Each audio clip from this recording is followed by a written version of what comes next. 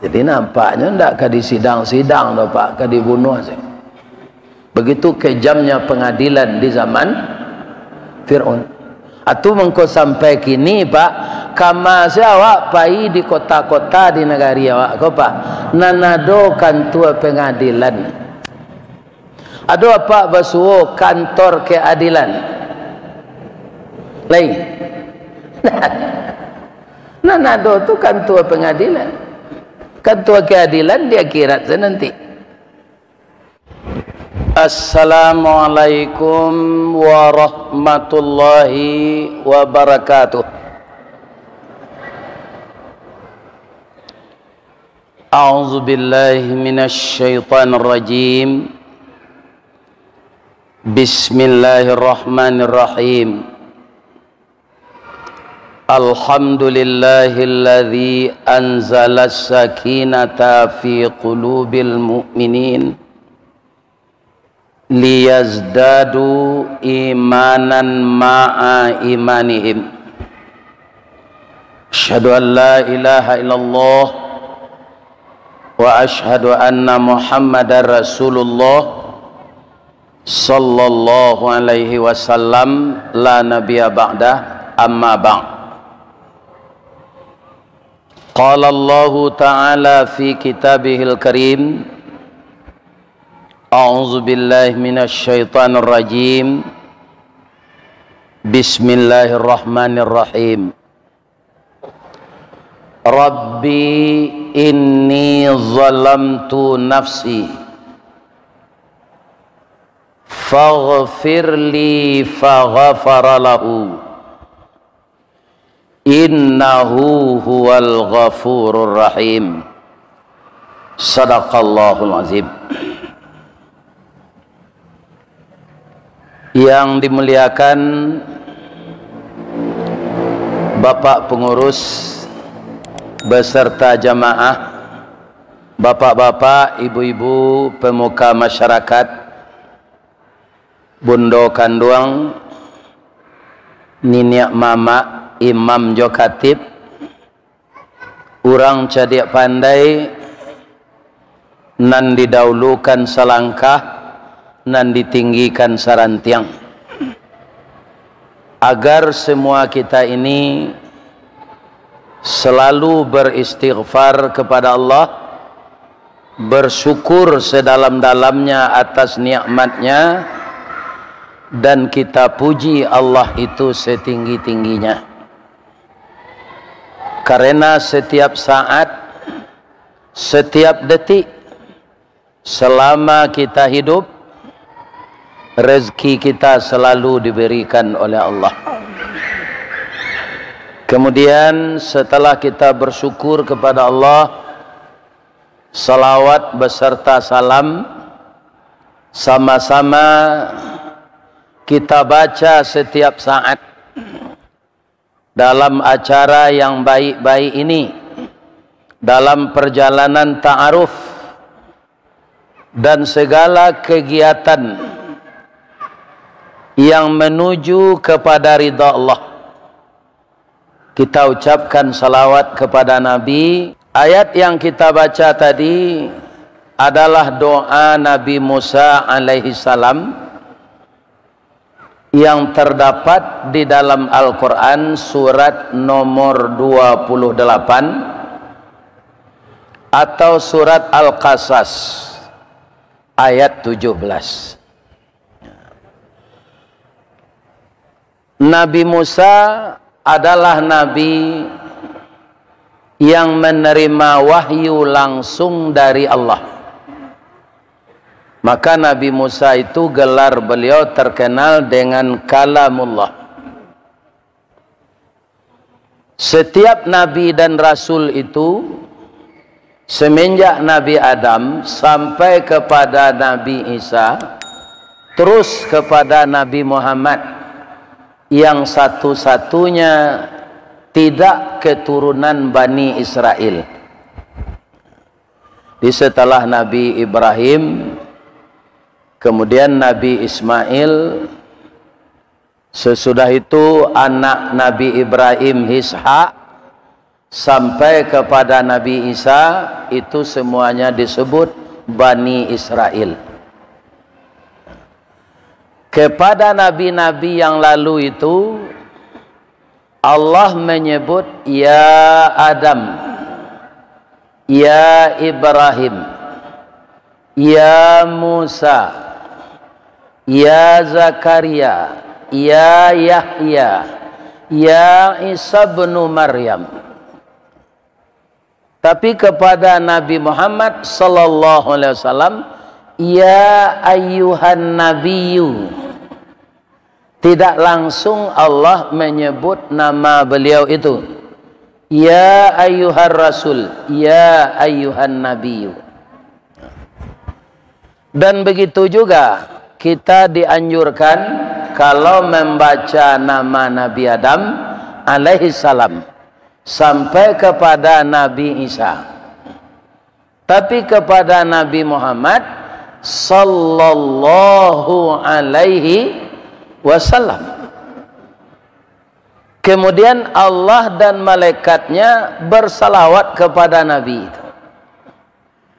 Innallaha wa malaikatahu yusalluna 'alan nabi. Begitu istimewanya Rasulullah sallallahu alaihi wasallam. Ya Nabi Adam lagi sampai kepada Nabi Isa, tidak ada ceritanya Isra Mi'raj. Tapi kepada Nabi Muhammad ada peristiwa Isra Mi'raj. Di semuanya istimewa untuk Nabi Muhammad. Kita juga termasuk umat yang istimewa kalau kita mengikuti beliau. Tapi kalau kita durhaka kepada beliau, sama saja dengan umat yang durhaka zaman lalu.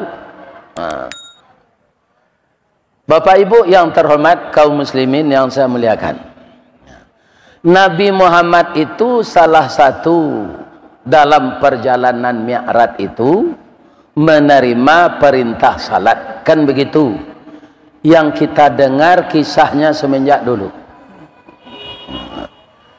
Kan istimewa lagi itu. Di atas, bukan di bawah.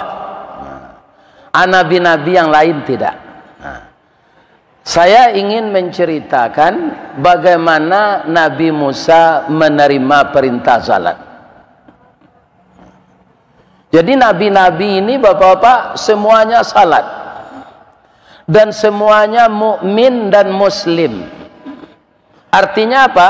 Seluruh nabi beragama Islam. Jadi di mana datangnya agama lain tidak jaleh dah. Tidak satu pun nabi yang agamanya tidak Islam.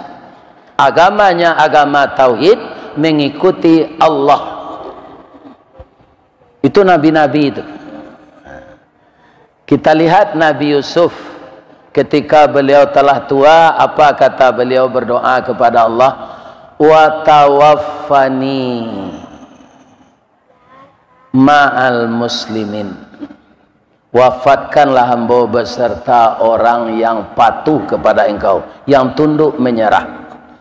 Wa alhiqni bis salihin. Kumpulkanlah aku dengan orang-orang saleh. Bapak Ibu kaum muslimin, di zaman Nabi Musa ini akan lahir, itu raja yang memerintah Fir'aun. Fir'aun di zaman itu namanya Merneptah, gelarnya Ramses II. Dia membuat suatu aturan, anak laki-laki dibunuh yang lahir, anak perempuan boleh dihidupi. Jadi sudah banyak anak laki-laki yang dibunuh di zaman beliau itu. Itu penyebabnya hanya mimpi. Kalau dewak di Minang rasian. Rasian pemenan lalo, kacimpuang pemenan mandi. Tapi bagi Fir'aun mimpi ko nyobao untuk mengkhayal-khayal nang ganji-ganji. Sehingga ada tukang sihir mengatakan bahwa nanti ada seorang anak laki-laki akan lahir dia hebat sekali akan mengalahkan Fir'aun. Makanya dianjurkan seluruh anak laki-laki yang lahir harus dibunuh. Bapak-bapak, begitu berkuasanya Fir'aun itu, tidak ada orang yang bisa membantah, Pak. Biar senatornya segala macamnya patuh saja dibunuh. Tapi Nabi Musa ini direncanakan oleh Allah jadi rasul, maka dia luput dari pembunuhan. Acaranya bagaimana? Sebenarnya di dalam daftar orang hamil, ibu Nabi Musa ini sudah tercatat sebagai wanita hamil. Di mana lokasi rumahnya, di mana tempatnya sudah diketahui. Tapi ketika Nabi Musa lahir, orang-orang yang mencatat tadi pada lupa semuanya. Tidak ada yang ingat. Tidak ada yang ingat. Lupa saja, dilupakan oleh Allah. Maka sampailah Nabi Musa itu berumur sekitar 7 dan 8 bulan. Belum ada orang mencek ke rumah. Mungkin Allah sudah mengetahui, ya kan, bahwa orang akan memeriksa ke rumah ibu Nabi Musa ini. Allah mengilhamkan kepada ibunya. Ini bisa kita baca dalam surat Al-Qasas ayat 7. Wa auhayna ila ummi Musa an ardi'ih fa idza khifti alaihi fa alqihi fil yammi wala takhafi wala tahzani inna radduhu ilaiki wa ja'iluhu minal mursalin.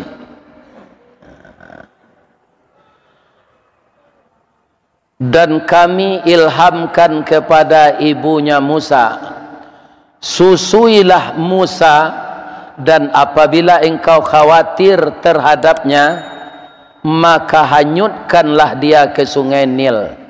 Dan janganlah engkau takut, dan jangan pula bersedih hati. Sesungguhnya kami akan mengembalikannya ke pangkuanmu dan menjadikannya nanti salah seorang rasul. Nah, di sini bapak-bapak memang iman yang ditanya ini. Untuk menyelamatkan bayi itu agar tidak dibunuh, setelah ibu Nabi Musa khawatir orang akan datang, disuruh di Allah manyuian. Sungai Nil adalah sungai nan paling gadang di dunia. Sesudah itu baru Mississippi di Amerika. Berapa deras airnya itu? Iya kan? Jadi kalau tidak iman, maka ibu Nabi Musa tadi tidak akan mau. Tapi berentetan kata Allah tadi, jangan engkau takut, jangan khawatir, jangan sedih. Anakmu itu walaupun dihanyutkan, akan saya kembalikan ke pangkuanmu. Setelah dewasa dia akan menjadi rasul.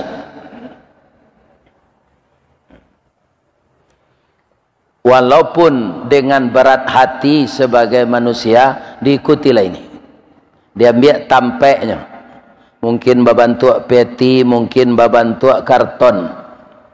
Nantak bocor. Ada masukkan bayi ke dalam. Dia nyuian. Menurut pasanan biasa, kalau anyui dari hulu kamu apainnya? Kamu arau.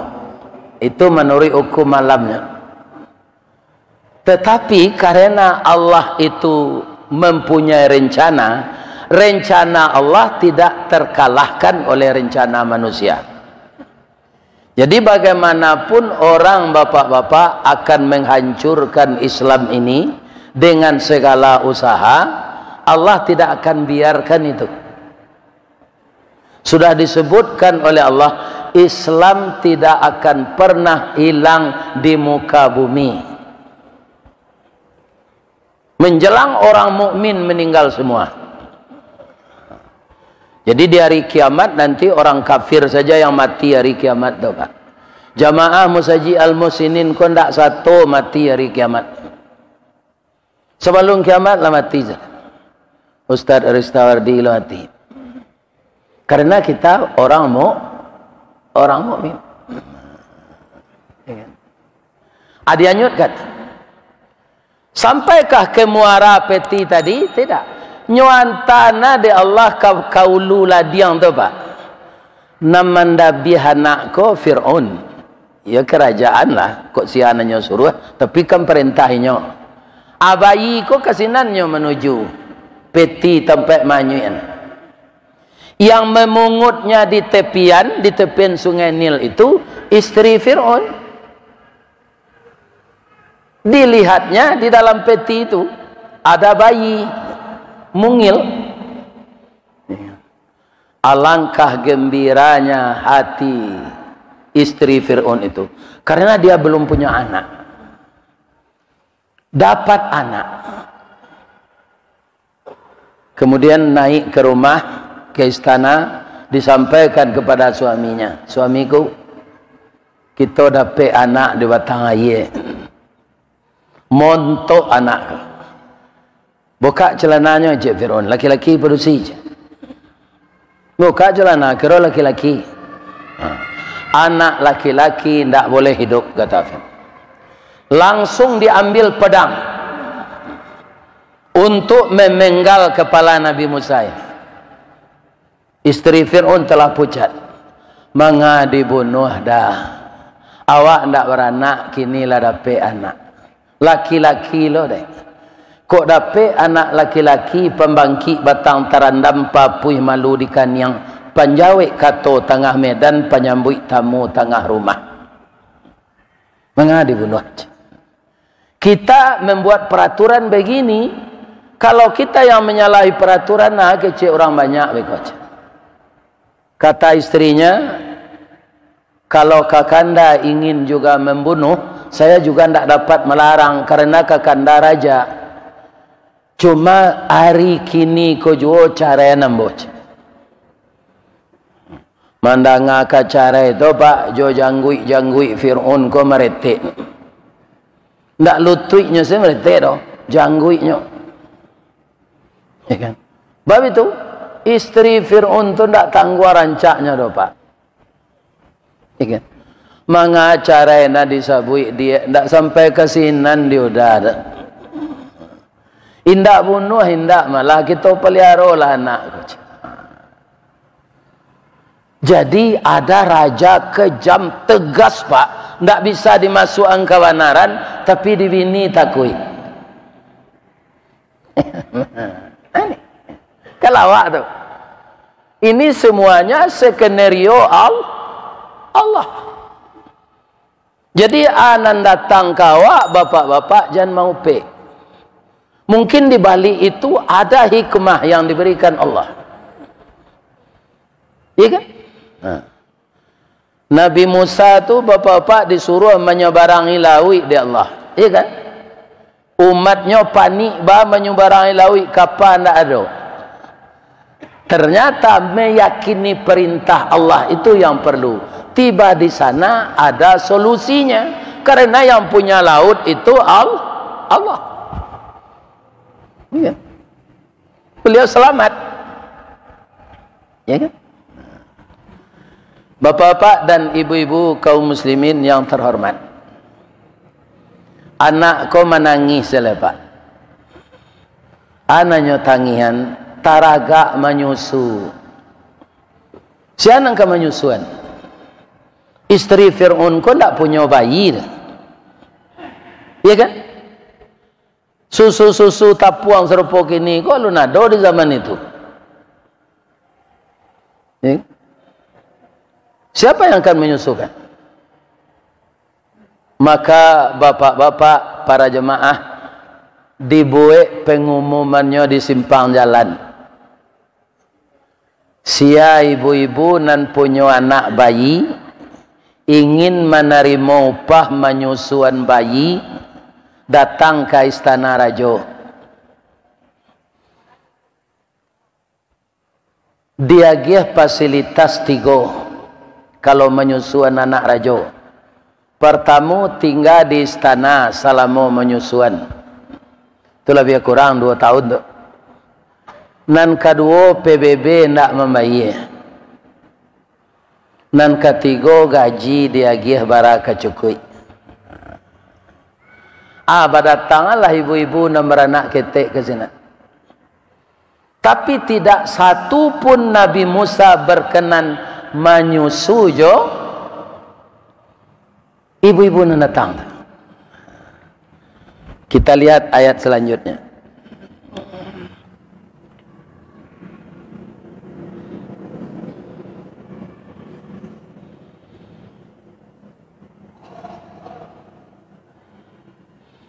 Fa'altaqatahu alu Fir'aun liyakuna lahum aduwwa wa hazana inna fir'auna wa haman wa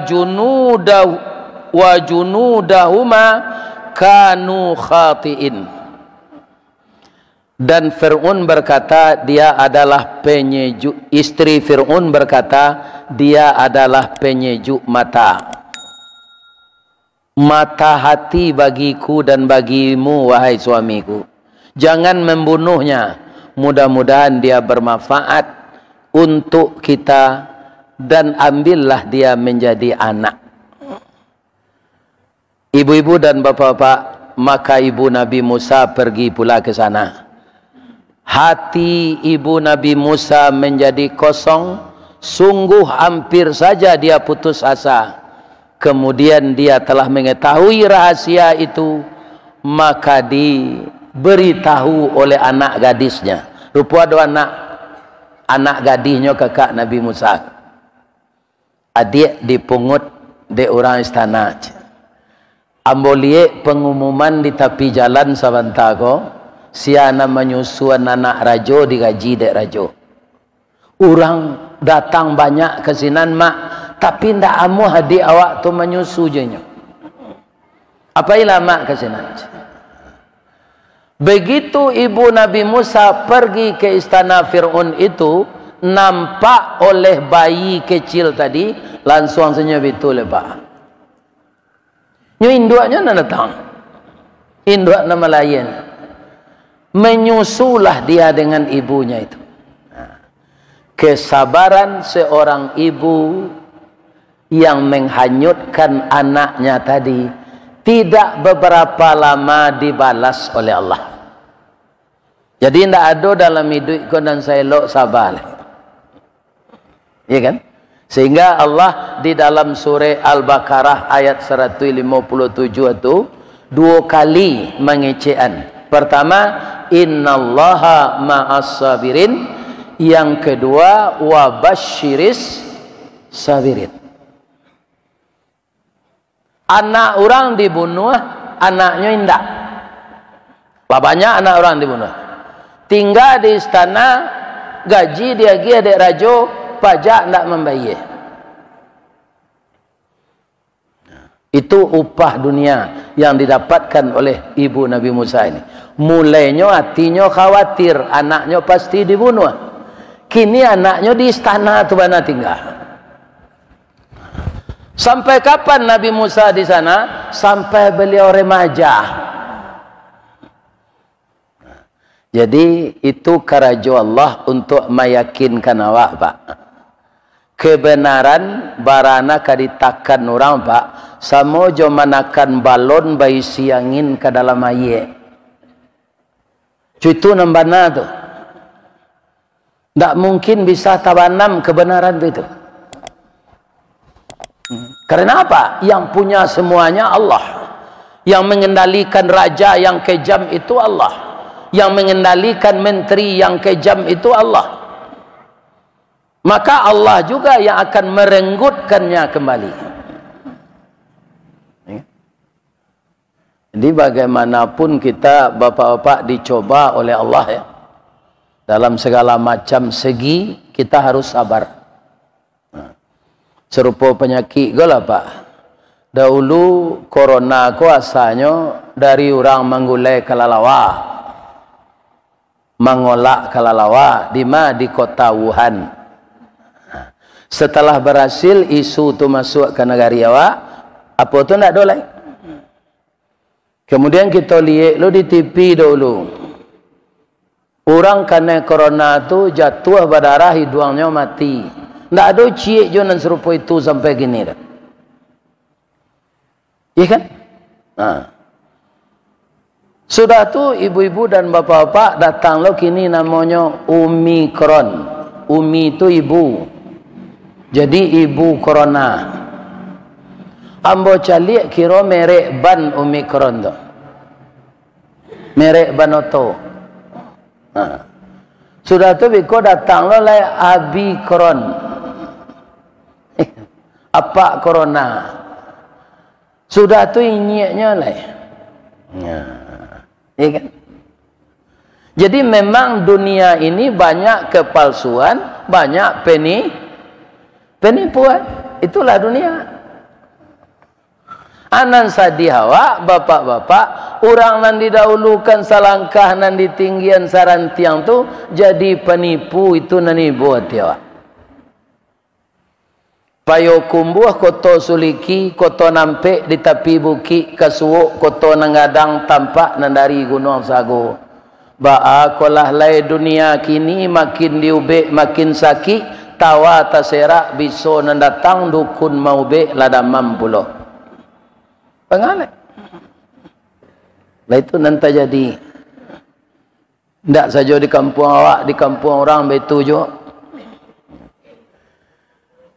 Semakin hari bayi yang bernama Musa tadi semakin besar. Mangkonyo baraja tagak. Menggapai-gapai itu.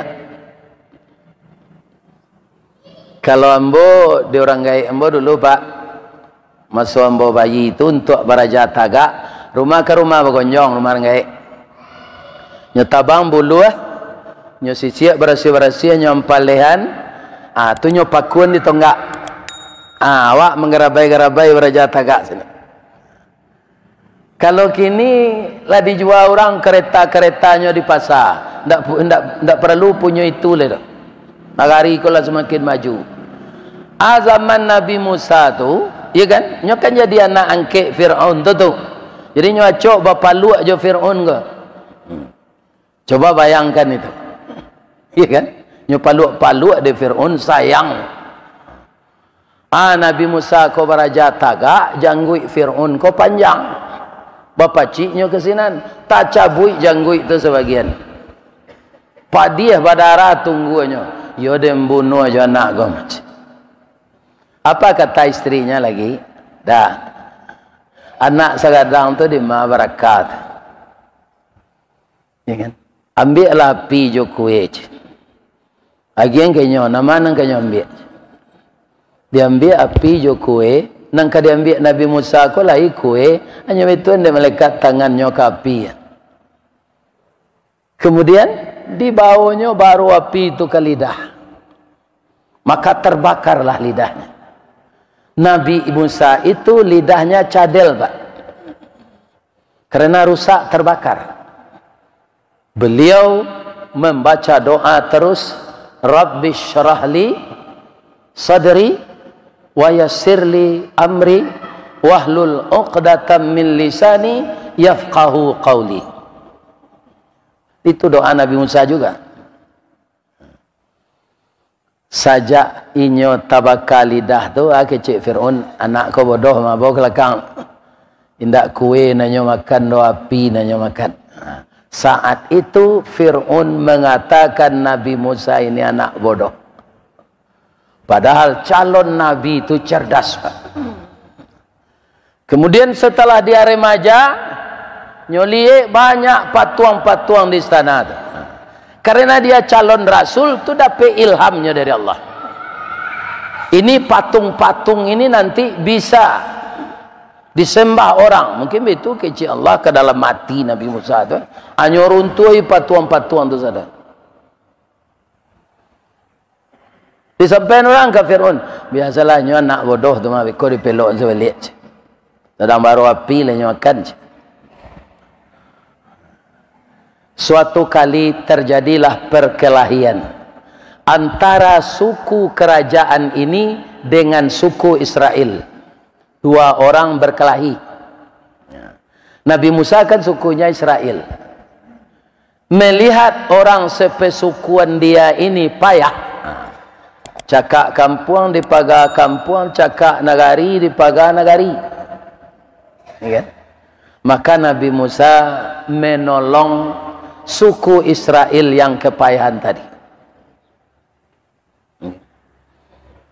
Karena yang satu adalah suku kerajaan, dia merasa tersinggung. Dipukulnya lah Nabi Musa.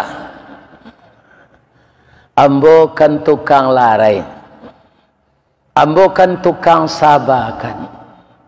Ndak elok kita baca kak, kalau ndak sinan bangkak kaniang, siko bangkak kaniang. Mengambo lo nan ditinju.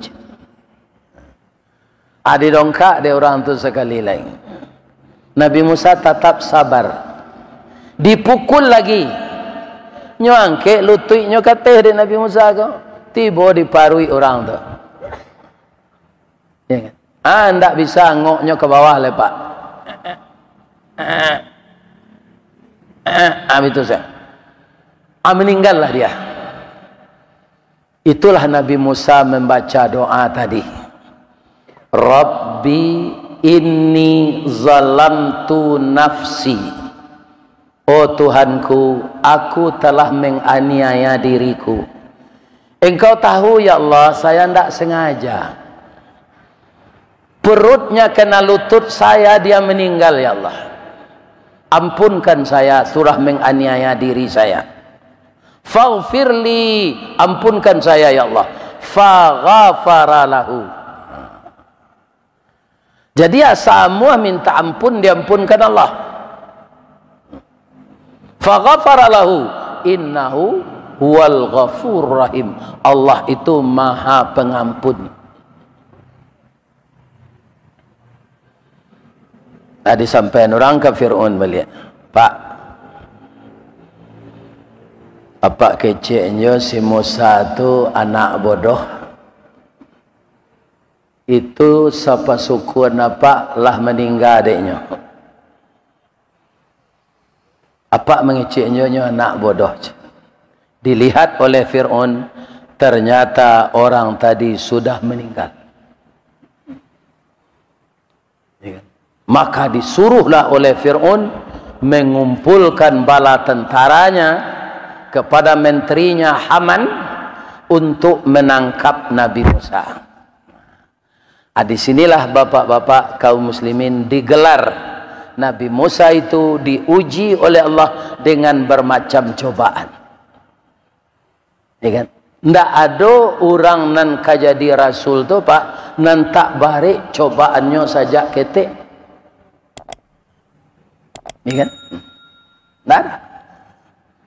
Nabi Muhammad baraka barik cobaan dalam kandungan ayah ndak ada lagi. Satu-satunya orang yang tidak pernah melihat bagaimana wajah ayahnya. Kalau awak bisa aja lepak, ambo ada foto merpule ya ambo. Apa? Lagi kan? Nabi Muhammad enggak. Dina rupanya ada jo orang nan sayang ke Nabi Musa kok. Selain dari induknya jo kakaknya lah, ya kan? Ada orang lain. Bapak lihat surat Al-Qasas ayat 20. Waja'a rajulun min aqsal madinati yas'a. Qala ya Musa, innal mala'a ya'tamiruna bika liyaqtuluka fakhruj inni laka minan nasihin. Artinya, dan seorang laki-laki datang bergegas dari ujung kota seraya berkata, Musa, sesungguhnya para pembesar negeri ini sedang berunding tentang engkau untuk menangkap dan membunuhmu. Maka keluarlah kamu dari kota ini, sesungguhnya aku termasuk orang-orang yang memberi nasihat kepadamu. Kamu tidak aman di sini lagi. Menghindarlah di sini. Orang sedang berunding untuk menangkapmu dan membunuhmu. Jadi nampaknya tidak di sidang-sidang loh Pak, ke dibunuh sih. Begitu kejamnya pengadilan di zaman Fir'aun. Atu mengko sampai kini Pak, kama awak pai di kota-kota di negari awak ko Pak, nanado kantor pengadilan. Ado apa basuo kantor keadilan. Lain. Nanado tu kantor pengadilan. Kantor keadilan di akhirat nanti. Nanti kita sambung. Assalamualaikum warahmatullahi wabarakatuh.